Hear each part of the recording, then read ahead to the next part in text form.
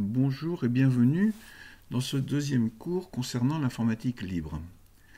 La dernière fois, j'avais présenté la problématique de l'informatique libre, c'est-à-dire la façon dont se posait dans le monde informatique le problème de la liberté d'utiliser les logiciels et les systèmes dont on a besoin.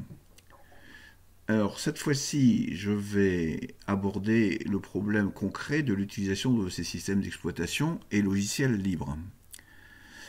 Dans les cours qui suivront, je vais, à la demande de certains qui m'ont écrit pour réagir aux cours et aux questions que je posais la dernière fois, je vais commencer à parler de la création d'un site web à la main, on dirait, c'est-à-dire sans outils sophistiqués, uniquement avec un traitement de texte, dans le cadre, bien sûr, d'utilisation de logiciels libres. Si vous avez encore une fois des questions, des suggestions, je vous conseille, je vous demande de m'écrire donc à l'adresse que je rappelle, michel.damien, D-A-M-I-E-N-S, en minuscule, @gmail.com. Je serai très heureux d'avoir vos réactions. Donc, en ce qui concerne le cours d'aujourd'hui, je vais donc commencer par, sur cette page, faire une petite introduction sur l'équivalence entre les logiciels qu'on utilise. Alors là, je parle surtout à ceux qui utilisent encore Windows ou un Mac, surtout Windows d'ailleurs. Donc l'équivalence entre les logiciels que l'on utilise dans les systèmes non libres et les systèmes libres.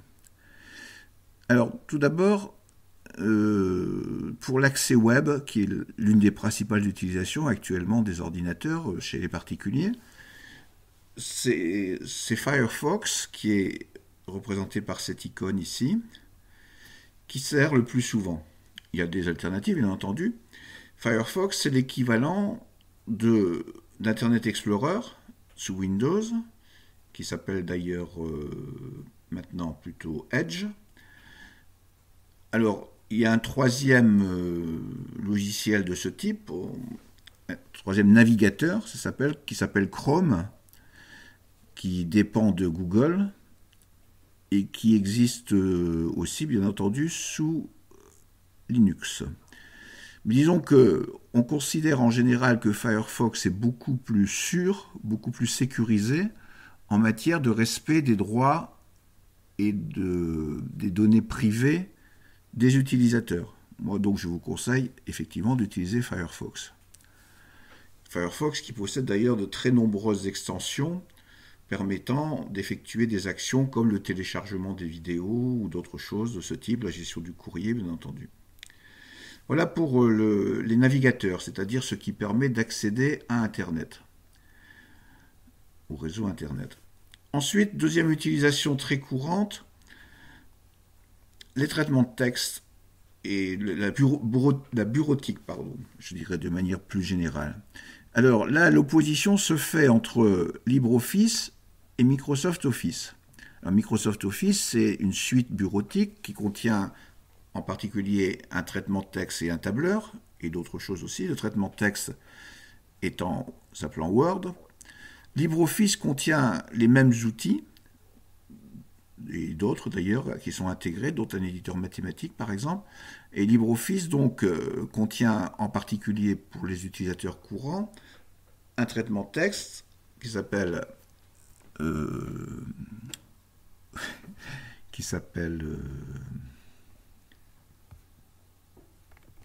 Writer, excusez-moi, j'avais un trou de mémoire, et qui serait l'équivalent de Word, et un tableur qui s'appelle Calc, qui serait l'équivalent d'Excel. Microsoft Office ne fonctionne pas sous Linux, tandis que LibreOffice fonctionne sous Windows. De même, je ne l'ai pas dit tout à l'heure, que Firefox fonctionne sous Windows. De manière générale, il y a beaucoup de logiciels libres qui fonctionnent dans l'environnement Windows et aussi dans l'environnement du Mac OS X, mais ces environnements n'étant pas eux-mêmes libres. Le système d'exploitation donc ne sont pas libres, bien qu'ils puissent faire fonctionner des logiciels libres. Voilà pour les deux types de logiciels les plus courants utilisés.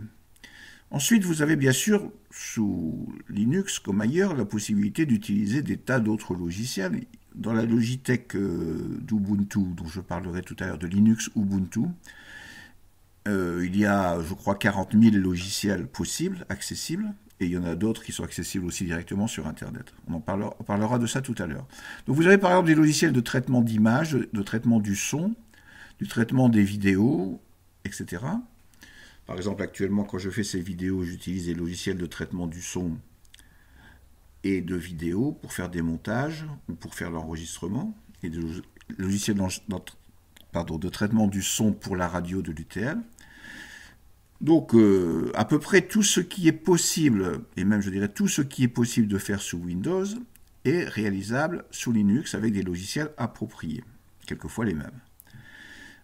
Alors, vous avez ce qui est important quand on travaille avec un système Linux, qui est en général quand même souvent pour chacun d'entre nous une nouveauté, la première fois qu'on aborde cette informatique libre, c'est d'avoir une documentation efficace. Alors il y a beaucoup de documentation sur Linux qui est accessible. Alors je vais sortir du mode plein écran sur lequel je vous fais la présentation pour pouvoir accéder à des pages. Là je suis en fait dans Firefox. Vous voyez, vous avez tout en haut l'écran de... Il y a beaucoup de choses sur le lien de Firefox. En tout cas, vous avez les onglets, etc., les marque-pages de Firefox. Donc, en tout cas, je reviens à ce que je disais. Donc, par exemple, pour avoir une documentation sur l'équivalence des logiciels entre Windows et Linux, vous avez par exemple cette page. Donc là, à l'écran, vous pourrez la retrouver si ça vous intéresse. Donc, je clique dessus pour qu'on y accède. Et vous avez donc ici un tableau qui contient les logiciels Windows à gauche, les logiciels GNU Linux à droite, qui sont divisés en plusieurs catégories. Alors rapidement j'explique. Générique, ça veut dire que ça fonctionne sur tous les systèmes Linux, puisqu'on verra tout à l'heure qu'il y a plusieurs distributions, on appelle ça des distributions, donc plusieurs systèmes Linux. Et là vous avez dans cette colonne des logiciels supplémentaires qui fonctionnent particulièrement, bien que ça soit pas toujours exclusif, dans GNOME, qui est la version le système qu'utilise Ubuntu, que j'utilise moi, et KDE, qui est un autre système Linux, qui est un autre bureau Linux. Je détaillerai ça tout à l'heure. Vous avez aussi des logiciels spécifiques ici. Donc cette page, vous pouvez vous y reporter pour avoir l'équivalence. De même, oui, alors là j'ai un petit problème de... J'ai perdu ma page. Voilà. Alors, pour la deuxième, alors je vais l'ouvrir dans un deuxième onglet parce que sinon ça pose un problème pour revenir en arrière. Donc là, vous avez sur ce site toujours le même, ça s'appelle Léa Linux. Alors Léa Linux, c'est un site en français. Hein, en général, je vais essayer, bien que ce ne soit pas toujours possible, de vous donner des références vers des documentations en français. Et donc, ici, vous avez l'équivalence entre les logiciels Linux.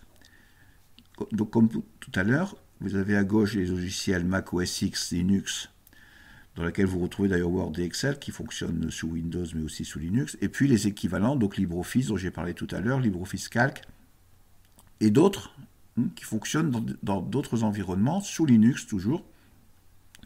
Ce qui veut dire que dans ces environnements-là, vous avez cette possibilité comme traitement de texte, mais vous avez aussi ces possibilités-là. Bon, les plus courants sont quand même ceux qui sont utilisés. D'ailleurs, en cliquant dessus, vous accédez à la page de Léa Linux qui vous explique le fonctionnement de LibreOffice. Alors, je reviens en arrière. Donc vous avez, ici je vous ai mis des icônes correspondantes. Vous avez les icônes correspondantes au logiciel intégré dans LibreOffice, l'icône de Word, et là Internet Explorer et Firefox. Alors, il y a quand même des inconvénients quelquefois à utiliser des logiciels libres. Il faut bien en être conscient. Encore une fois, les logiciels libres pâtissent du fait que ils sont moins répandus parce que justement les lobbies comme Apple et Microsoft font pression pour que soient installés sur les machines que vous achetez, soit Microsoft, soit Apple. Et du coup, ils souffrent un peu de ce désavantage, on va dire. Et donc aussi du fait que le développement des outils est certainement plus complexe, on va dire, que le développement des outils sous Windows ou sous Linux ou sous Mac, qui sont pris en charge par des équipes professionnelles. Mais en tout cas, personnellement, par exemple, moi j'utilise Linux exclusivement depuis 15 ou 20 ans, et je n'ai, dans mon domaine en tout cas, jamais rencontré d'obstacle qui me fasse regretter ou m'oblige à retourner à Windows. Alors, quels sont les inconvénients, justement? Et on va comprendre d'ailleurs à travers ça pourquoi il y a des inconvénients. Par exemple, les pilotes d'imprimantes et de cartes Wi-Fi ont été longtemps, c'est beaucoup moins le cas maintenant, un problème. Pourquoi? Mais ça, on rejoint les débuts de l'informatique, c'est-à-dire les années 80, où justement, enfin les débuts de l'informatique libre, où justement cette informatique libre est née à cause de problèmes de ce type. Si vous écoutez l'émission de radio que je propose concernant les logiciels libres à l'UTL, j'en parle justement cette semaine, donc vous pourrez vous y reporter, où j'explique un peu justement ce problème de pilote. Disons plus généralement que les constructeurs de périphériques, comme les imprimantes, les cartes Wi-Fi, etc., informatiques, en général, fournissent les pilotes, c'est-à-dire les logiciels qui permettent à un système d'y accéder, sous forme binaire codée, donc on ne peut pas y accéder, on ne peut pas accéder au pilote, on ne peut pas le modifier. Et c'est très difficile, après, dans certains cas, par exemple, quand une imprimante sort sur le marché, s'il n'y a pas le pilote Linux, eh bien les gens qui développent les systèmes libres, les gens qui développent les systèmes Linux sont obligés de recréer eux-mêmes le pilote, et ça n'est pas toujours facile, surtout si l'imprimante est très récente. Ce qui pose d'ailleurs souvent un petit problème concret, quand on veut acheter, quand on veut utiliser un logiciel libre, quand on veut utiliser soit Linux comme système d'exploitation, soit un logiciel libre spécifique, par exemple relatif aux imprimantes, finalement ça marche souvent beaucoup mieux avec des versions anciennes de ces imprimantes. C'est-à-dire si vous achetez l'imprimante qui vient de sortir, vous aurez pendant quelque temps peut-être quelques difficultés à la faire fonctionner. Ça finira par se résoudre, parce qu'il faut du temps pour créer ce pilote, mais ça finira par fonctionner. Donc il faut, quand on envisage d'utiliser un système Linux, il vaut mieux réfléchir et regarder sur Internet d'ailleurs quels sont les systèmes que l'on peut acheter, les matériels que l'on peut acheter, qui soient compatibles Linux. Donc c'est ce que je dis après. Les matériels sont spécifiques, mais de moins en moins, à vrai dire. C'est-à-dire que maintenant, la plupart du temps, quand vous achetez un ordinateur, il est compatible Linux, et puis les problèmes avec l'imprimante et carte Wi-Fi sont aussi souvent résolus tout de suite. Mais vous pouvez aussi avoir des besoins très spécifiques qui ont du mal à être résolus, pour lesquels l'informatique libre ne vous donne pas toujours de solution. Alors je parle par exemple des besoins dans des domaines extrêmement pointus, comme le domaine du traitement graphique ou du traitement vidéo, mais de haut niveau. Je ne parle pas du fait de recadrer une image ou de modifier le son d'une vidéo, ça se fait très bien sous Linux. Mais si vous avez besoin, si vous êtes un professionnel de la retouche d'image ou de la retouche vidéo, effectivement, il se peut que vous rencontriez quelques difficultés avec les logiciels Linux qui font ce genre de choses. Mais c'est quand même extrêmement rare et ça concerne les professionnels du domaine considéré.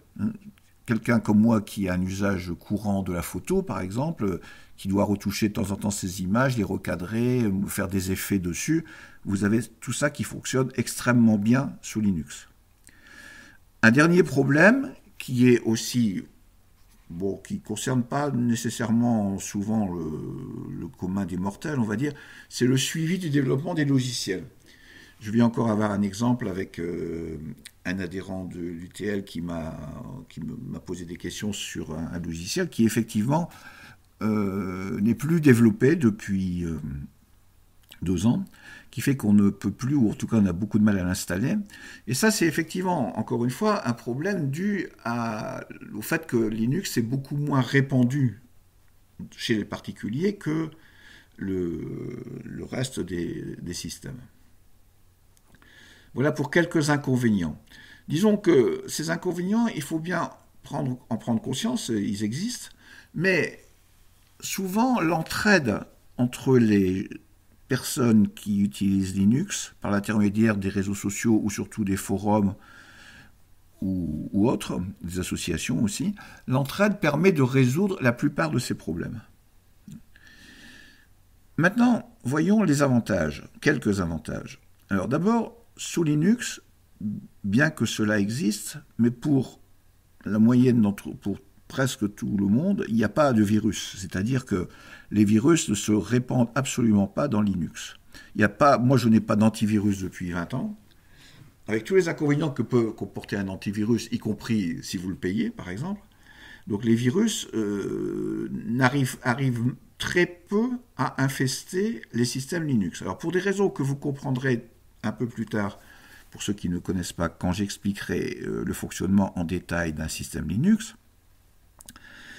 Alors maintenant, il y a des antivirus, bien sûr, sous Windows qui sont très efficaces, souvent payants, encore une fois, tandis que quelques antivirus existent pour Linux, mais ils ne sont pas payants. Ça existe pour des systèmes qui demandent une très haute sécurité. Mais bon. Ensuite, vous avez, pour ceux qui utilisent Windows, et moi j'ai été souvent confronté à ça, puisque même si je n'utilise pas Windows, j'aide encore un certain nombre de personnes qui l'utilisent, ce qu'on appelle les virus, les logiciels espions.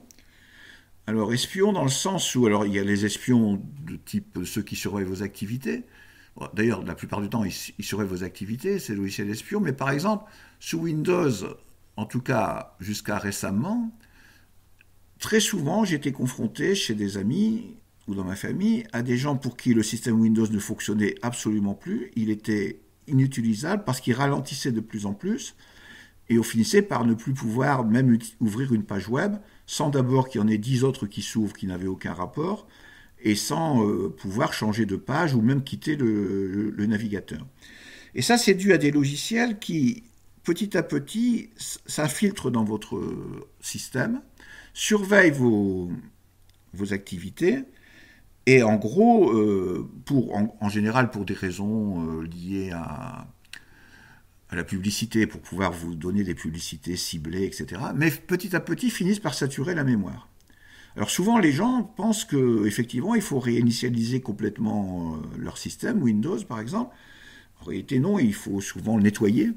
Mais à partir du moment où ça devient très fréquent, et souvent ça se renouvelle, même quand on a fait le nettoyage, ça devient très ennuyeux. J'ai souvent eu à intervenir sur des systèmes de ce type-là. Ce qui n'arrive quasiment jamais sous Linux, encore une fois, pour des raisons qui sont liées à la façon dont est structuré un système Linux. En particulier au niveau de la sécurité, donc élément suivant, vous avez sur Linux, nécessairement pour toute action d'installation d'un logiciel, etc., ou toute action qui modifie le fonctionnement, ce qui est le cas de l'installation d'un logiciel, le fonctionnement du système, requiert un mot de passe. Alors sous Windows, ce que j'avais remarqué, c'est que quand vous voulez installer quand vous voulez installer le logiciel, il vous demande, voulez-vous l'installer? Il suffit que vous mettiez Entrée, vous appuyez sur la touche Entrée, et puis il l'installe. Donc il n'y a pas de mot de passe qui est demandé. C'est quand même une faille de sécurité importante à mon avis. De plus, sous Linux, quand on connaît bien le système, il y a un système de permission d'accès aux fichiers qui est très utilisé, beaucoup plus que sous Windows, qui permet de faire en sorte que certaines parties de votre ordinateur ne soient accessibles qu'à certaines personnes ou à certains logiciels. Donc, d'une certaine façon, les différentes parties de votre ordinateur, au niveau des logiciels, au niveau des données, sont dans des zones étanches. Et puis le blocage des ports, c'est un peu plus technique, c'est le fait de pouvoir facilement, enfin facilement c'est peut-être beaucoup dire, de pouvoir empêcher des accès extérieurs autres que le minimum nécessaire. Ça, on en parlera plus tard s'il y a des gens que ça intéresse. Alors, revenons à la documentation dont j'ai parlé tout à l'heure, qui est très importante. Alors, moi j'utilise un système qui s'appelle Ubuntu, je vais expliquer après la différence entre ce système et d'autres. Disons que le Ubuntu, c'est le système Linux le plus populaire actuellement, la distribution, on dit, la distribution Linux. Mais il en existe d'autres. Alors, je vais vous montrer, puisque tous les gens que je connais, y compris ceux qui travaillaient avec moi l'an dernier à l'UTL, utilisaient Ubuntu, soit avant de me connaître, soit sous mes conseils. Et donc, je vais vous donner l'adresse, j'ai indiqué l'adresse de la documentation d'Ubuntu qui est extrêmement complète. Donc, je vais l'ouvrir dans un autre onglet pour y accéder. Alors, vous voyez, ça c'est la page d'accueil. Alors, il y a des milliers de pages. Et puis, c'est classé. Donc, ici, alors vous pouvez aussi faire une recherche ici par mots-clés, bien sûr, en haut. Comme dans les pages web, souvent ça se fait actuellement. Mais vous avez surtout ici une classification des pages. Par exemple, vous avez un guide du débutant, les questions fréquentes, les captures d'écran qui vous montrent, qui vous aident à comprendre comment ça fonctionne. Vous avez comment le télécharger, je vais en parler juste après, comment télécharger ce système pour l'installer, par exemple. Je vais en parler après. Ensuite, vous avez, par exemple, je ne vais pas vous montrer toutes les parties de ce document, mais après, vous avez aussi une classification par thème, par catégorie, par ordre alphabétique, un glossaire. Et donc, en cliquant sur une page, par exemple, si je prends la page multimédia graphisme, ici, eh bien, j'accède à une page où vous avez la liste des logiciels disponibles, avec une explication rapide de chaque logiciel. Vous voyez qu'il y en a beaucoup, ne serait-ce que pour le graphisme, c'est-à-dire le traitement d'images, le traitement de photos, etc. Quelques-uns étant très généralistes, par exemple des visionneuses, mais d'autres permettant de faire des travaux extrêmement sophistiqués, création ici et retouche, graphisme avancé. Vous avez par exemple GIMP qui est très utilisé ici, graphisme vectoriel. Et quand vous cliquez sur une des entrées, par exemple je prends GIMP, ben vous avez ici une page qui vous explique l'ensemble du fonctionnement de GIMP. Alors, dans les logiciels, bien sûr, quand vous les installez, quand vous les avez installés, après il y a une explication, bien sûr, une aide intégrée. Donc là, vous avez une explication rapide de la prise en main et du fonctionnement. Enfin, rapide, il y a quand même pas mal de choses. Mais chaque fois, vous avez un renvoi à des tas d'autres pages qui sont toujours sur le même site. Ça, c'est une des particularités, c'est que vous n'avez pas, comme sous Windows, à aller chercher sur chaque site sur des sites différents, les informations. Tout est centralisé. Alors ça ne veut pas dire qu'il n'y a pas des informations ailleurs, bien entendu. Par exemple, les forums sont peut-être utiles aussi. Il y a un forum intégré d'ailleurs dans cette page, dans cette documentation de ubuntu.fr, le wiki ubuntu.fr. Mais vous n'avez pas, au départ en tout cas, quand vous commencez à utiliser un logiciel, il faut commencer par aller là. Commencer par aller sur cette page qui vous permet de retrouver les informations de base rapidement. Donc, un premier exemple de centralisation des données qui peut être intéressant parce que ça évite de s'éparpiller un peu dans tous les sens. Deuxièmement, où trouver ces logiciels libres? C'est-à-dire, par exemple, GIMP, dont là, vous aviez simplement la manière de l'utiliser, pas où le trouver, encore que ça doit être écrit dans la doc. Mais où trouver les logiciels libres? Alors ça, c'est un point important aussi qui différencie complètement Windows de Linux. Quand vous êtes sous Windows, si vous cherchez, et ça c'est encore un autre problème auquel j'ai été confronté en aidant les gens, en général sur l'informatique, quand vous êtes sous Windows, en général, vous cherchez un logiciel adapté à vos besoins, vous cherchez sur Internet, avec Google par exemple, avec un moteur de recherche, ça vous renvoie à une page où on vous demande de télécharger, on vous propose de télécharger l'exécutable de l'application. C'est affiché .exe souvent, ou .msi qui vous permet d'installer sous Windows votre application. Et alors là, il y a deux solutions. Soit vous êtes mal tombé. Alors, la première solution, c'est que vous êtes bien tombé, vous téléchargez, il n'y a pas de problème. Soit vous êtes mal tombé, parce qu'en général, vous ne faites pas attention si vous n'êtes pas habitué à l'endroit où vous faites le téléchargement, et vous courez les plus grands risques. Parce que pas mal de sites ont des versions du logiciel que vous voulez qui ont été trafiquées pour justement installer des virus, des espions, etc. Et ce que vous téléchargez, c'est l'application, et avec au minimum un espion, et au pire, on va dire, un virus qui va vous bloquer l'ordinateur. Les virus, eux, bloquent les ordinateurs complètement, ce n'est pas le cas des espions. Et donc c'est extrêmement dangereux, d'autant plus que maintenant les sites web peuvent vous induire en erreur, et c'est fait pour ça. C'est-à-dire que vous avez des sites web qui se ressemblent au mot près, et qui n'ont pas de rapport, et derrière lesquels se cachent effectivement ceux qui vous veulent du mal, on va dire, dans le domaine informatique en tout cas. Donc, sous Windows, il y a ce grave danger du fait que de la sécurité, donc pour l'utilisation des logiciels. Il ne faut pas oublier que sous Windows, et aussi ça a une différence avec Linux, un logiciel qui se plante, par exemple, ou qui contient un virus, peut infester le reste de l'ordinateur, ce qui n'est pas le cas sous Linux. Ce n'est pas possible parce qu'encore une fois, les logiciels vivent, j'allais dire, dans des domaines séparés. Et en gros, si un logiciel se plante, à quelques exceptions près, rien n'est parfait quand même, et si un logiciel se plante sous Linux, si vous l'arrêtez, le système continue à fonctionner. Les autres logiciels continuent si vous en avez ouvert plusieurs en même temps, les autres continuent à fonctionner. Bon, dans Linux, la situation est complètement différente.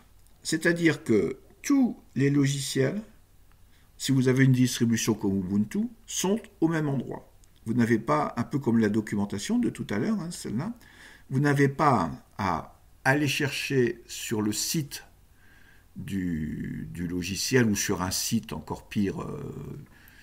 Il y a des sites qui sont spécialisés là-dessus et qui sont très dangereux.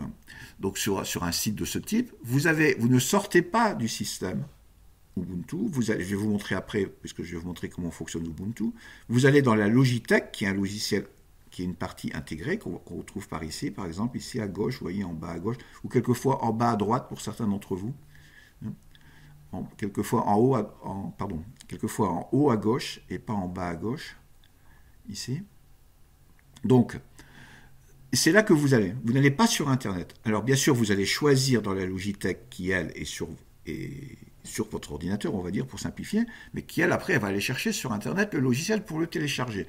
Mais elle va aller le chercher uniquement chez Ubuntu. C'est-à-dire dans un dépôt, ça s'appelle, un dépôt centralisé qui contient, je disais tout à l'heure, 40 000 à peu près logiciels, et dans lesquels vous êtes certain qu'il n'y aura pas de virus, puisque c'est contrôlé par le système Ubuntu lui-même.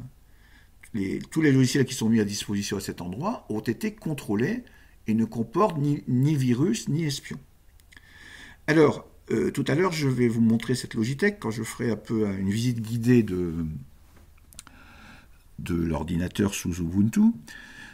Mais je voulais revenir un petit peu sur Windows, par exemple, et c'est vrai aussi pour Linux dans certains cas, parce qu'il se peut dans certains cas que sous Linux, il y ait quelques rares applications, en particulier des applications non libres, qui viennent de Windows, par exemple, et qui marchent sous Linux quand même. Et souvent, elles ne sont pas dans la Logitech parce qu'elles ne sont pas libres. Donc si vous avez vraiment besoin de ceci, un conseil que je vous donne, c'est d'aller non pas sur n'importe quel site, mais d'aller sur le site même de l'application.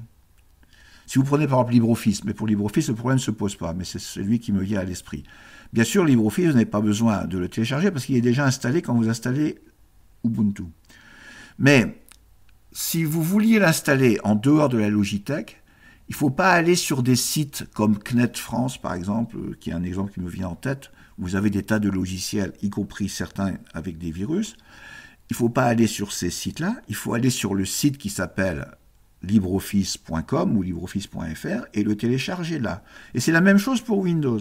Alors justement, ceux d'entre vous qui sont sous Windows et qui veulent rester sous Windows et qui, par exemple, vont participer après à la suite de ce cours, ils auront besoin de LibreOffice, puisque je vais m'en servir, eh bien, il faudra, bon, j'en reparlerai à ce moment-là, il faudra aller le chercher sur le site de LibreOffice, pas n'importe où, puisque sur le site de LibreOffice, un peu comme sur le site d'Ubuntu, vous ne risquez pas d'obtenir des logiciels qui ont été modifiés. Donc voilà, pour un rapide tour disons, des avantages et des inconvénients des logiciels libres. Alors, maintenant, passons au concret, c'est-à-dire, alors, il y a deux cas, on va dire, pour vous. Soit vous avez déjà installé Ubuntu ou éventuellement une autre distribution. Je vais expliquer ce que c'est qu'une distribution. Soit, et dans ce cas-là, ce que je vais vous dire là, je pense que ça ne va pas, je ne vais pas vous apprendre grand-chose. Soit vous avez besoin de l'installer sur votre ordinateur, puisqu'encore une fois, quand vous achetez un ordinateur, en général, il y a Windows dessus, et puis c'est tout, il n'y a pas autre chose. Alors, il faut choisir d'abord une distribution. Linux, c'est un terme générique qui désigne ce qu'on appelle un noyau, c'est-à-dire la partie du système qui, en gros, fait fonctionner tout le reste. Et en particulier qui aussi fait fonctionner, donc qui fait fonctionner tout le reste, c'est-à-dire qui est en rapport avec le microprocesseur directement, qui est en rapport avec les périphériques et qui permet aux applications de fonctionner. Après, si vous n'avez que le noyau de Linux, c'est la même chose pour Windows. D'ailleurs, si vous n'aviez que le noyau de Windows, quand vous le mettez en route, vous n'auriez rien. Vous auriez un écran vide. Et puis c'est tout, quoi, en fait. Donc, tout système d'exploitation, Windows, Linux ou Mac, installe toujours des applications. Par exemple, la première application, c'est le bureau, c'est-à-dire ce que vous voyez là à l'écran, pour le moment, ça fait partie du bureau, c'est-à-dire ce qui apparaît à l'écran quand vous allumez l'ordinateur dans ce système. Alors, sous Windows, vous n'avez pas le choix, vous installez Windows et puis c'est tout. Sous Mac, c'est pareil. Sous Linux, vous avez le choix entre plusieurs distributions. Alors, je ne vais pas entrer dans les détails, c'est pas très intéressant. Si vous voulez que j'en parle, envoyez-moi un message là-dessus. Mais disons que vous avez ici... Alors, je vais mettre en plein écran. Oui, c'est pas beaucoup mieux. Mais je vais l'agrandir. Quand vous êtes dans... Firefox, pour agrandir une image, vous tapez sur CTRL+, plusieurs fois. Donc, vous avez Linux au milieu qui regroupe donc des distributions. Alors, les distributions, ce sont des systèmes qui contiennent à la fois le noyau Linux, dont j'ai parlé avant, et et un ensemble d'applications qui permettent que vous utilisiez l'ordinateur, comme par exemple un traitement de texte, etc. Bon. Alors, ces distributions sont créées par des groupes d'utilisateurs ou par des compagnies, quelquefois commerciales d'ailleurs, et vous en avez quelques exemples. Donc, moi, j'utilise ici Ubuntu, c'est celle dont je vais parler. Vous avez Debian qui est, on va dire, je dirais pas la première, mais celle qui est considérée comme la base de toutes d'un certain nombre de distributions. Par exemple, Ubuntu, c'est un dérivé de Debian. Vous avez SUSE qui n'est pas dérivé de Debian. Red Hat non plus, mais d'autres peuvent être dérivés ou pas de Debian. Donc, la plus courante actuellement, en tout cas en France, c'est Ubuntu. Mint est aussi très développé. Debian est plutôt destiné aux gens qui sont des professionnels de l'informatique, qui ont des besoins très spécifiques, très techniques, on va dire. Mais tout le monde peut l'utiliser à part ça. Mais il y a des particularités de Debian dont je ne vais pas parler aujourd'hui. Donc vous voyez que quand vous voulez installer Linux, vous n'installez pas Linux lui-même, qui serait là, cette mascotte de Linux, c'est Linux, et vous n'installez pas Linux, vous installez une des distributions qui est là. Donc déjà, il faut faire la distinction entre Linux et une distribution, qui est une extension du noyau Linux. On peut dire ça comme ça. Donc moi, j'installe Ubuntu. Donc où trouver Ubuntu? Parce que pour l'installer, il faut bien le trouver quelque part. Et bien comme tout à l'heure, alors là vous ne pouvez pas l'installer à partir de la Logitech, puisque la Logitech est dans Ubuntu, donc il faut déjà l'avoir installé. C'est le problème de l'œuf et de la poule, ça. Donc, comment l'obtenir, cette distribution? Eh bien, le plus simple, c'est d'aller sur le site, le plus simple, disons que ce qu'il faut faire, même, c'est d'aller sur le site d'Ubuntu, vous tapez dans votre moteur de recherche Ubuntu, vous allez sur le site d'Ubuntu, et là vous aurez la manière d'obtenir la distribution. Alors, qu'est-ce que ça veut dire obtenir la distribution? C'est que vous allez obtenir un gros fichier qui fait 2 gigaoctets, enfin entre 1 et 2 gigaoctets. Il y a plusieurs versions, mais ça sera indiqué, puis j'en parlerai après. Et vous allez avoir un gros fichier qui s'appelle Ubuntu quelque chose .iso. Et ce fichier, vous le téléchargez. Le mieux, c'est de le télécharger sur une clé USB. Quand vous avez obtenu cette distribution, il vous faut l'installer. Donc, deuxième point, comment installer? Et j'ai marqué les difficultés pour l'installation. Alors, pourquoi y a-t-il des difficultés? Eh bien, je reviens toujours à la même idée, un peu obsessionnelle, c'est-à-dire que pour Windows, vous n'avez pas cette possibilité, vous n'avez pas ce problème, puisque Windows est installé, la plupart du temps, ce qui lui confère un gros avantage. Donc là, vous êtes obligé de l'installer, et je vous assure que, moi je l'ai déjà fait, si vous vouliez installer Windows vous-même, ça serait aussi simple ou aussi compliqué, selon le point de vue, que pour Linux.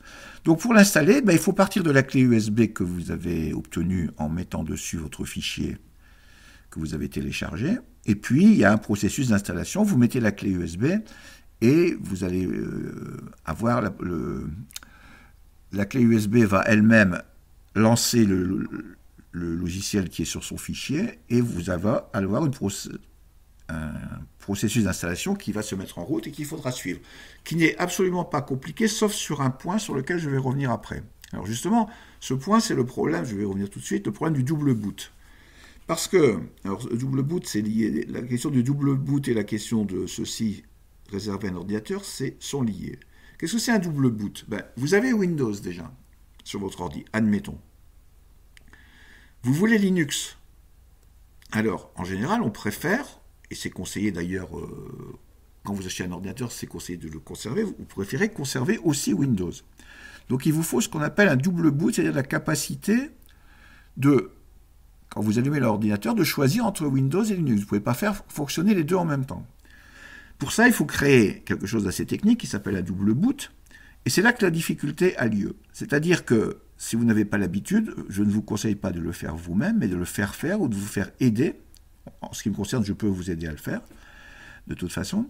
Et pour l'installation, il faut réserver de la place pour Linux, parce que Windows, dans sa grande mansuétude, occupe tout le disque.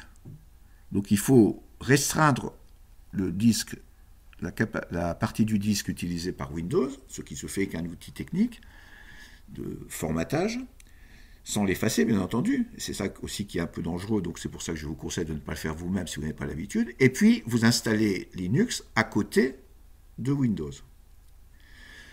Si vous voulez éviter tout ça, et si vous voulez seulement essayer Ubuntu pour voir si vous avez envie de l'utiliser, eh bien moi je vous conseille de trouver un vieil ordinateur, même un ordinateur d'il y a 10 ans. Moi j'ai des ordinateurs qui ont 15 ans et sur lesquels Ubuntu continue à fonctionner. Des portables même. Alors bien sûr ils sont un peu plus lents que ce qu'on attend actuellement d'un ordinateur, mais ce n'est pas lié à Linux, ça c'est lié simplement aux capacités techniques de l'ordinateur. Donc la possibilité de réserver un ordinateur pour essayer Linux. Alors là vous n'avez aucun problème, vous mettez la clé, ça s'installe et c'est fini. Ça prend une demi-heure. Il faut répondre à quelques questions, il vous demande votre nom, enfin surtout un mot de passe, à vrai dire. Vous devez choisir un mot de passe, etc. Bon, tout ceci, il faudra rentrer dans les détails pour ceux que ça intéresse, donc tous ceux qui n'ont pas encore Linux ou qui veulent l'installer, et qui veulent l'installer. Mais de toute façon, dans ce cas-là, moi je vous conseille de vous faire aider pour l'installation. À moins que vous l'installiez sur un ordinateur seul, où il n'y a pas Windows. Dans ce cas-là, vous pouvez essayer parce que vous ne risquez absolument rien. Vous pouvez recommencer si ça a raté, si vous êtes trompé, vous pouvez toujours recommencer. Mais en tout cas, moi je peux vous aider à l'installer sans problème, il suffit de me contacter, puis on se retrouve quelque part, chez moi ou ailleurs. J'ai fait ça très couramment, très souvent, dans les années précédentes avec des gens de l'UTL qui ont installé Ubuntu. Et donc, la règle, c'est plutôt ceci, se faire aider pour éviter une catastrophe. Parce que la catastrophe, c'est d'effacer Windows. Enfin, de mon point de vue, ça n'est pas une catastrophe, mais disons que pour certains d'entre vous, alors, c'est effacer Windows, effectivement, mais par contre aussi effacer vos données, c'est-à-dire vos photos, etc. Donc, il faut absolument éviter ça. Et le moyen le plus simple, c'est de se faire aider.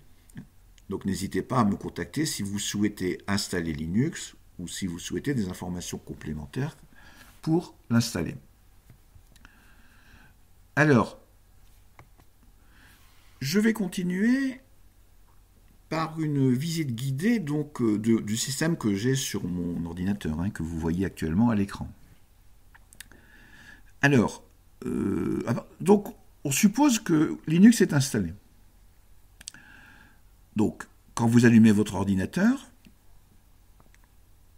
vous avez Linux installé, deux cas peuvent se passer, soit vous avez Windows et Linux installé, auquel cas vous avez dès le départ un menu qui vous demande de choisir entre Windows et Linux. Sinon, Linux se lance comme Windows se lance, c'est-à-dire automatiquement, en fait. Quand Linux est lancé, vous avez un bureau qui apparaît. Alors, je vais mettre en icône tout ce que j'ai. Oui, moi j'ai beaucoup de choses qui sont. Enfin, encore que ce n'est pas très important que je le fasse, mais disons que vous avez les applications qui apparaissent dans des fenêtres, comme sous Windows, à vrai dire. Parce que moi, j'ai beaucoup d'applications qui sont ouvertes en même temps. Mais sinon, si vous n'avez aucune application ouverte, au démarrage, vous avez... Là, je le fais, on peut le faire d'un seul coup, mais je le fais pour vous montrer qu'on ferme les fenêtres en appuyant sur une des icônes qui est en haut, un des boutons qui est en haut à droite de la fenêtre. Voilà. Vous avez... Pour la version qu'on appelle 18.04 d'Ubuntu, qui est la version d'il y a 2 ans, mais que moi j'ai encore, parce que quand vous installez une version d'Ubuntu, elle est valable 5 ans, et vous pouvez la garder même plus, ça dépend effectivement de votre utilisation. Je connais des gens qui n'ont jamais changé de version depuis 10 ans, et ça fonctionne toujours très bien. Bon, donc vous avez ce bureau qui apparaît. Alors, vous avez un fond d'écran, bien sûr, que vous pouvez changer. Là, j'ai gardé le fond d'écran par défaut, on va dire, d'Ubuntu, de cette version 18 d'Ubuntu. Et donc, on va faire un petit tour rapide du système.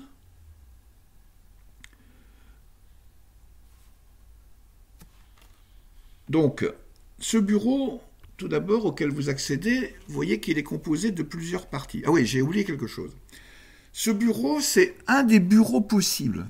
Alors, vous voyez que sous Linux, tout est beaucoup plus diversifié que sous Windows. J'ai dit tout à l'heure que... ou sous Mac. J'ai dit tout à l'heure que quand vous vouliez installer Linux, vous aviez plusieurs distributions possibles.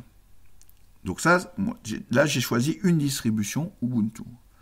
Maintenant, quand vous avez choisi une distribution, vous pouvez avoir plusieurs présentations du bureau. Ça, c'est le bureau qui s'appelle GNOME. C'est celui qui est installé par défaut. Mais je peux changer de bureau. Je ne vais pas le faire là pour ne pas vous compliquer la vie. Je peux avoir des bureaux qui ont des écrans organisés différemment. Ça sera les mêmes logiciels, les mêmes applications qui seront utilisées, mais sous une présentation différente. Par exemple, vous avez des écrans qui ressemblent beaucoup plus à celui de Windows ou du Mac, ou qui sont complètement différents de celui-là, de Windows ou du Mac. Vous avez au moins une quinzaine de bureaux, de gestionnaires de bureaux, donc KDE, dont j'ai parlé tout à l'heure au début, par exemple. Vous avez GNOME, vous avez XFCE, LXDE et des tas d'autres. Ce qui vous permet d'adapter, par exemple, il y a un bureau qui s'appelle Handy Linux, qui est destiné aux personnes qui ont un handicap moteur ou visuel, qui fait que les icônes, au lieu d'être petites comme là, à gauche, vous voyez les icônes à gauche, elles sont beaucoup plus, vous avez des grosses icônes ici, c'est pour les gens qui utilisent peu de logiciels et qui ont un handicap visuel ou moteur, qui ont du mal à déplacer la souris par exemple, ou qui ont du mal à voir, vous pouvez avoir un bureau qui est totalement adapté à vos besoins, on va dire. Il n'y a pas que le problème du handicap, il y a d'autres problèmes qu'il faut que vous pouvez préférer un bureau à un autre. Quand on installe Ubuntu, on n'a pas exactement tout ça à l'écran. Ici, il y a des choses que j'ai installées qui sont en haut et qui n'apparaissent pas la première fois que vous installez Ubuntu, mais tout ça, ça peut s'installer et se paramétrer. Donc, je fais un peu le plan quand même de ce bureau. Vous avez ici en haut ce qu'on appelle la barre supérieure, dans laquelle vous avez d'abord la date, l'heure, et si vous cliquez dessus, vous avez un calendrier qui sert aussi d'agenda, c'est-à-dire que vous pouvez mettre des rendez-vous et vous pouvez vous déplacer dans le calendrier. Bon. Surtout, ça peut servir d'agenda. Hein. Ici à gauche, vous pouvez mettre des rendez-vous, pardon. Alors, dans cette barre supérieure, vous avez aussi des indicateurs ici qui apparaissent en fonction de ce que vous êtes en train de faire. En tout cas, bon, celui-là, je ne sais plus à quoi il sert. Attendez, je regarde, c'est marqué. Oui, bah, c'est l'indicateur du logiciel que je suis en train d'utiliser pour enregistrer l'écran au moment où je vous parle. Ça, c'est les claviers, c'est-à-dire que vous pouvez avoir plusieurs claviers installés. Donc vous avez un clavier installé, ça ne veut pas dire que vous changez physiquement de clavier, mais que vous changez de disposition du clavier. Par exemple, ici, j'ai un clavier grec qui est installé. Parce que, donc moi j'utilise le clavier français, mais je peux utiliser le clavier grec, j'en ai besoin dans les cours de maths pour écrire certains termes. Quand je parlais de la Grèce antique en particulier, je me servais de ce clavier. Donc si vous prenez le clavier grec et que vous écrivez, ben, la lettre, quand vous tapez sur la lettre A de votre clavier, vous obtenez la lettre alpha par exemple, dans n'importe quel logiciel que vous utilisez. Ensuite vous avez ici des réglages dont je vais parler tout de suite après. Vous avez le réglage du son, c'est la même chose à vrai dire. Vous avez le niveau de batterie là qui est en train de baisser puisque je l'ai pas, je suis à 56%. Et puis ici vous avez un tout petit bouton qui est très important parce qu'il contient bon, d'abord les réglages de luminosité, les réglages du micro, les réglages du son là pardon en haut, du micro, de la luminosité. Vous avez ça c'est le Bluetooth qui est éteint. Le niveau de la batterie, ça c'est mon nom, puisque c'est l'utilisateur actuel. Et ici, alors là, c'est là que vous pouvez sortir. Hein. Quand vous voulez quitter Ubuntu, eh bien vous faites ça. Il y a d'autres moyens, mais et ça. L'avantage si vous sortez par là, ça c'est un peu comme sur Windows, c'est que vous êtes certain que vous ne perdrez pas de données, que les données qui sont en train d'être sauvegardées seront toutes sauvegardées avant que vous quittiez. Mais vous avez surtout ici cette icône, je vais y revenir tout à l'heure, qui contient les réglages, un peu comme le panneau de configuration de Windows. Ça s'appelle paramètres ici. Ces réglages sont à partir de cette icône dont je parlerai après. Je continue la visite guidée. Vous avez ici cette partie-là à gauche qui s'appelle le dock, c'est-à-dire les icônes des applications que vous utilisez le plus souvent. Vous pouvez vous-même décider de ce que vous y mettez, de ce que vous n'y mettez pas. Donc moi j'y mets Firefox par exemple, puisque je m'en sers très souvent. Le gestionnaire de fichiers qui me permet d'aller voir mes fichiers, mes documents, etc. Là j'ai une calculatrice. Là j'ai LibreOffice, Writer, pour après d'autres logiciels. Hein. Vous voyez quand il y a une flèche rouge là, ici il y en a plusieurs, ça veut dire que ici, ce logiciel est actif. Il est en train de fonctionner à chaque fois. C'est pour ça que tout à l'heure j'avais plein de fenêtres.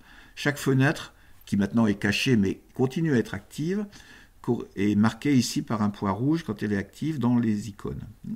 Et tout en bas, ici tout en haut, ou tout en haut quelquefois, on peut le mettre où on veut, vous avez l'accès à toutes les applications, parce que là vous n'avez que certaines applications. Je parle des applications qui sont déjà installées. Alors moi j'ai beaucoup d'applications installées, mais au départ vous en avez une vingtaine on va dire. On va voir après lesquelles sont installées. Donc vous avez ici un moyen de lancer une application. Si je veux lancer la calculatrice, ben, je clique là et j'ai une calculatrice. Alors, cette calculatrice fonctionne en plusieurs modes. Là, c'est le mode scientifique, mais vous avez un mode basique, un mode financier, un mode programmation. Bon, ça, c'est, à vrai dire, c'est le fonctionnement de tous les systèmes, hein, Windows, etc. Fonctionne de cette manière. Donc, ça, cette partie-là s'appelle le dock, D-O-C-K. Et les icônes qui sont là-dedans s'appellent des favoris. C'est-à-dire que vous pouvez les supprimer. Hein, si je supprime par exemple cette icône-là, qui est un logiciel que j'utilise beaucoup, je vais ni arrêter l'application, ni même la supprimer de mon système, simplement je vais supprimer l'icône. Donc quand je voudrais relancer Emacs, qui est un logiciel que j'utilise beaucoup, je devrais passer par ici pour aller le chercher dans l'ensemble des applications installées, que je vais ouvrir après pour vous montrer. Et puis vous avez le bureau lui-même, sur lequel ici je n'ai rien, mais sur lequel vous pouvez faire apparaître aussi des fichiers, par exemple, des dossiers, comme sur un bureau Windows par exemple. Là, vous pouvez y mettre vos dossiers. Là j'ai tout enlevé pour le moment, mais vous pouvez les mettre et ça apparaîtra à chaque fois que vous relancez l'ordinateur. Vous pouvez faire apparaître vos clés USB quand vous les mettez quand vous les entrez dans le port du périphérique. Et donc, vous avez aussi la capacité d'utiliser l'écran. Vous pouvez changer de fond d'écran, bien entendu, mais ça, ce sont des détails techniques, enfin des détails, on va dire plutôt, sur lesquels je ne vais pas revenir aujourd'hui. Alors, je vous montre maintenant la liste des applications installées sur mon système, c'est-à-dire celles qui peuvent fonctionner sans que j'ai besoin de les installer. Donc moi, je passe par là, hein, mais on peut passer par cette icône qui est ici. Mais pour une raison un peu compliquée, je suis obligé de passer par là. Donc voilà. Vous avez donc ici, ça n'est pas la Logitech, c'est-à-dire que ça n'est pas la liste des applications disponibles sous Linux, c'est la liste de celles que j'ai installées ou qui ont été installées au moment où j'ai installé Linux. Alors, parmi celles qui ont été installées au départ, vous avez ici, alors il faut cliquer sur toutes ici, parce que sinon vous ne voyez que celles qui sont fréquemment utilisées. Donc vous voyez qu'il y a un écran, tandis qu'ici, si je mets toutes, ici il y a un menu qui me permet de passer à tous les écrans. Alors par exemple ici vous avez LibreOffice, les différents logiciels intégrés à LibreOffice, donc Calc pour le tableur, Writer pour le traitement texte, vous voyez que vous en avez d'autres, vous avez Draw pour le dessin, vous avez une base de données, enfin vous avez plusieurs choses dans LibreOffice. Ça, ces icônes-là sont installées au moment où vous installez Ubuntu. Donc, vous avez ici toutes celles qui ont été installées au moment de l'installation d'Ubuntu et celles que j'ai moi-même installées en passant par la Logitech. La Logitech qui est d'ailleurs ici. Je vais en parler tout de suite. La Logitech, ça va donc être l'icône.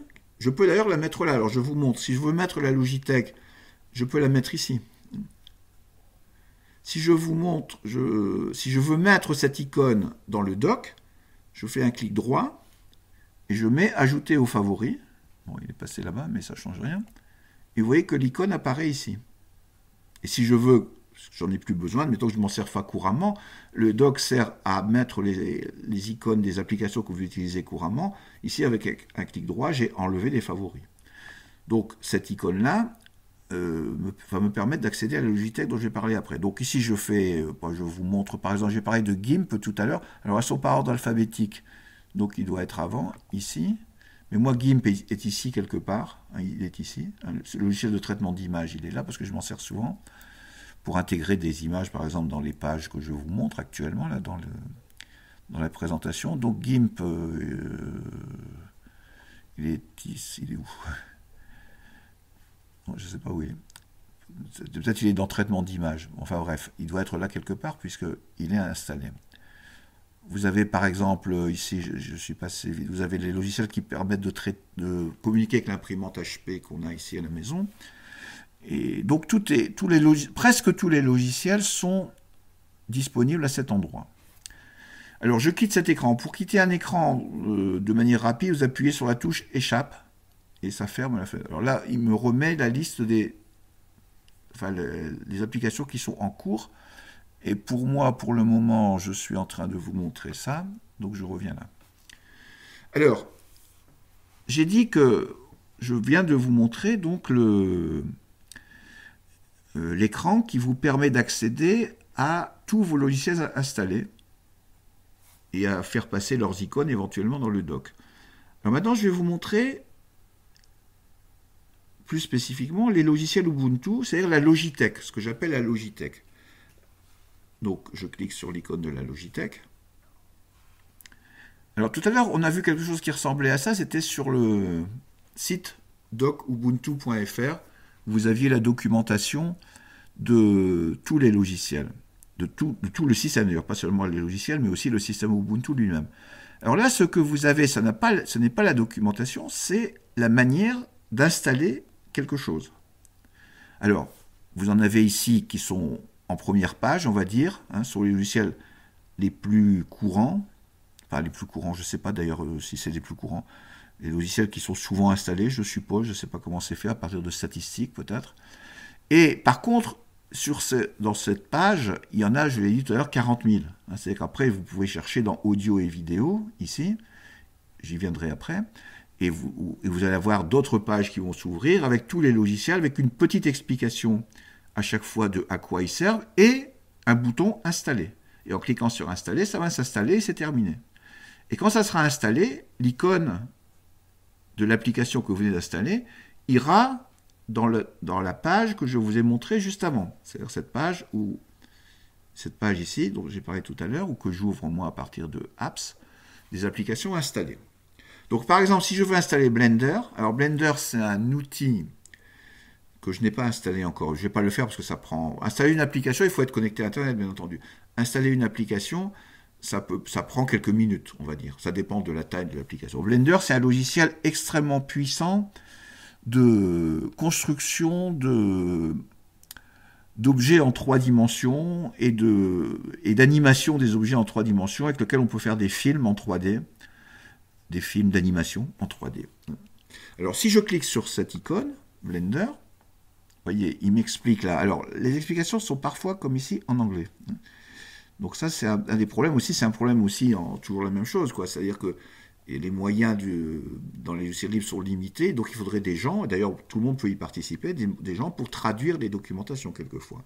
Mais de toute façon, si vous allez sur le site docubuntu.fr, vous retrouvez Blender avec une explication en français. Et donc, qu'est-ce que je fais? Je clique sur Installer, ici. Il me demande mon mot de passe. Alors là, je ne vais pas le faire parce que... oui, je vais quand même... Si je tape mon mot de passe, vous n'allez pas le voir. Parce que... Alors ça, c'est une sécurité de Linux. Il pourrait y avoir quelqu'un qui est caché derrière vous. Ça, c'est pour les paranoïaques. Et qui lit votre mot de passe et qui, après, pourra utiliser votre ordinateur n'importe quoi. Votre mot de passe qui est demandé au début, quand vous lancez Ubuntu. Donc il est caché. Alors ça surprend les gens parce que quelquefois, alors là encore, il met des points, mais quelquefois il vous demande votre mot de passe, vous tapez, il n'y apparaît rien. Donc les gens pensent qu'il ne se passe rien. En fait, si, il se passe quelque chose, c'est que votre mot de passe est écrit, mais il est caché. Donc après, il faut que je clique ici sur s'authentifier ou que j'appuie sur Entrée, et le logiciel va s'installer.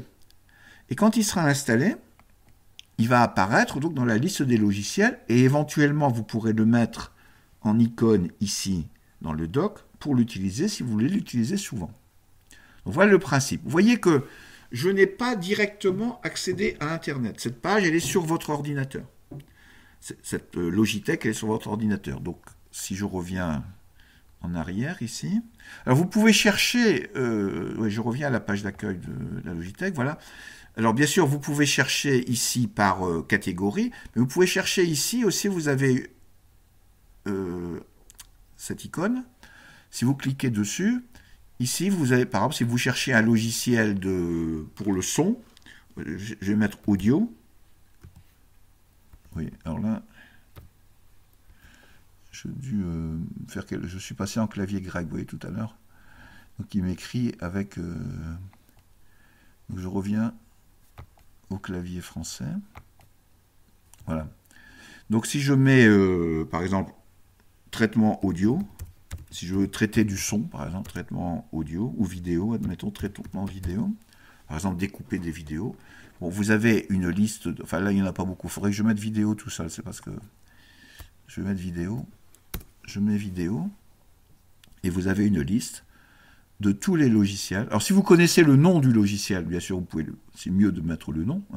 Par exemple, si je veux installer Skype, vous voyez, vous l'avez là, ceux qui connaissent, moi je l'ai. Ceux qui l'utilisent, vous l'avez bien sûr ici sous Linux aussi. Alors vous avez des tas de choses, par exemple des trucs comme VidCutter qui permet de découper des vidéos, Blender dont j'ai parlé là. Donc vous retrouvez, et en cliquant dessus, comme tout à l'heure sur Blender,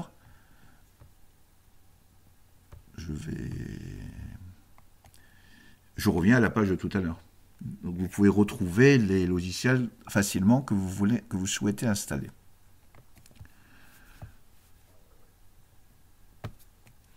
Bon, je m'aperçois que ça fait 1 heure que je parle, ce qui est un peu long pour peut-être une vidéo.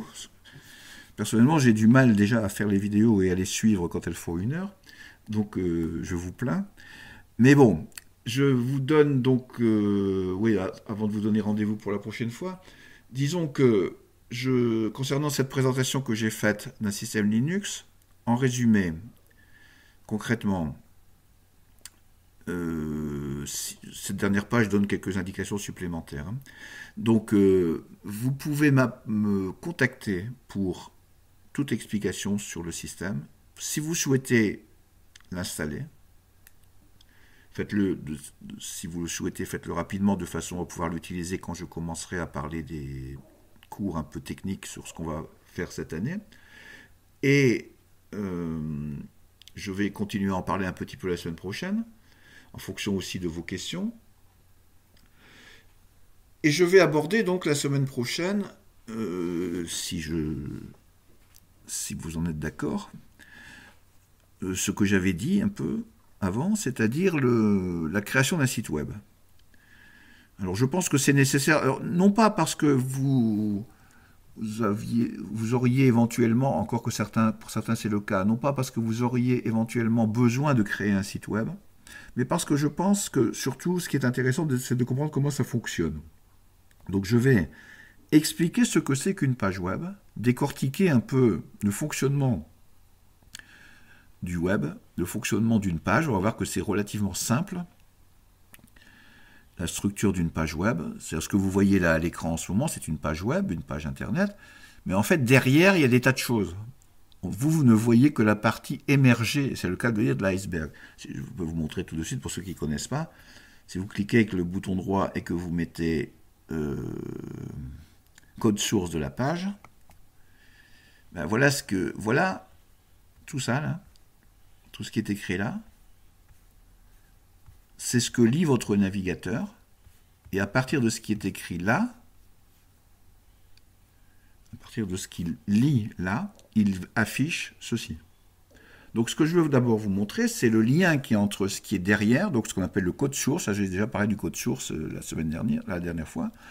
Et donc le lien entre le code source et ce qui est affiché. Et ensuite, à partir de là, vous verrez qu'on peut très simplement, en tout cas pour des pages simples, écrire une page web. Là, il y a beaucoup de choses parce que ces pages sont assez complexes. Quand je les construis, il y a des tas de choses qui interviennent que vous ne voyez pas. Mais disons que pour faire votre première page web où quelque chose s'affiche, c'est assez facile quand on a compris les principes dont je parlerai la prochaine fois. Bon, donc en attendant vos questions et vos propositions éventuelles, vos questions aussi sur la présentation que j'ai faite aujourd'hui, eh bien, je vous donne rendez-vous à la prochaine fois. Merci de votre attention.